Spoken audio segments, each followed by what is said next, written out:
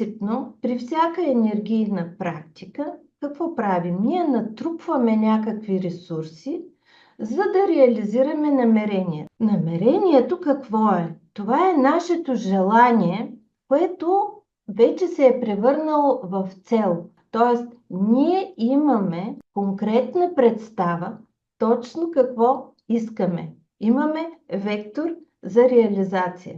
Между другото, това е първото, което спъва хората в тяхната самореализация. Факта, че не знаят точно какво е. За да се реализира едно намерение, е нужен енергиен ресурс, сила, която ще доведе това намерение в сферата на физическата реалност. При Вудо човек има помощници, които пряко, лично и пълноценно участват в реализацията на намерения.